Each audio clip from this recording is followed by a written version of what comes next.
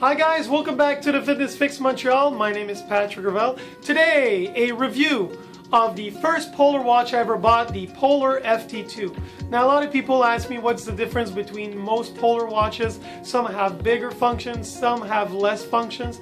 I like it when it's plain Jane, as less options as possible, because I want it to be user friendly. And for most people, we like to buy very complicated gadgets like iPhones, iPods, and whatever. And the big problem is we can only use 10% of the gadgets on it. So I would highly recommend the Polar FT2 for many reasons, which I will review right now for you guys. Okay, let's start this fabulous review of the Polar Watch FT2.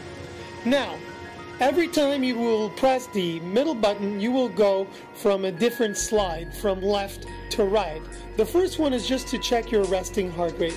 So you press once and you wait. And as you can see, if you have a Polar strap right now, it would be calculating my resting heart rate or my current heart rate as I like to see it. Let's get out of there. And there you go. Now let's go to the second step. 1, 2. This is my file. This is where all the data is stocked.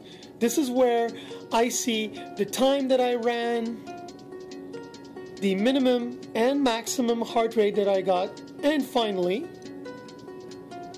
how many miles did I run? Pretty nifty, huh? Let's get out of that.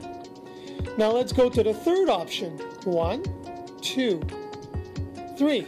Now the heart rate zone is actually very easy. You just have to wait. Now it's on. It's okay. You press high. Now you can adjust the height. Let's say you want your heart rate to be 157. You say okay. Then it'll say the low. You want 118? No, I want 120, the minimum. And you wait. Is it okay? You say yes. And there you go. Now you set your high and your low. Let's go on the fourth option. 1, 2, 3, and 4. This is where you set the time. The fifth is where you set the date.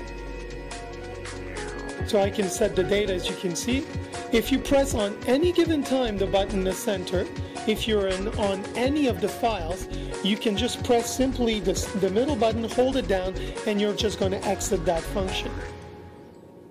1, 2, 3, 4, 5, and 6. The user is very actually simple. It's where you write your age. So I can say, okay, I'm 40 right now. I'm good with that. Is that okay? I press okay. It's set. And this is how basically the Polar FT2 works. So if you like this watch, it's actually pretty user friendly. It's about $90 to $100, and I highly recommend it because the more gadgets you have, the less it's going to be user friendly, unless you like a complicated thing. So remember, you can find these on Amazon for about $95. If you go to Sport Expert, it's most likely going to be retail about $120. So it comes in different colors. You got red, I do believe you got blue and black. I like everything in black. Okay, I do have to remind you that you have a strap that can come with it. This is the strap that you're going to put around your waistline. But if the strap would be broken, I do believe you can buy an optional strap for the waistline just in case you lose it or you forget it. So guys, in retrospect, it's a fairly great watch, very user friendly, as you can see. I just went from A to Z in about 3 minutes to explain the whole thing. And at the same time, next time, I will show you part 2 of Polar FT2, how to build muscle mass with this watch. Yes, you can actually build muscle mass and hypertrophy to find out how much resting time do I need between sets. This can tell you guys.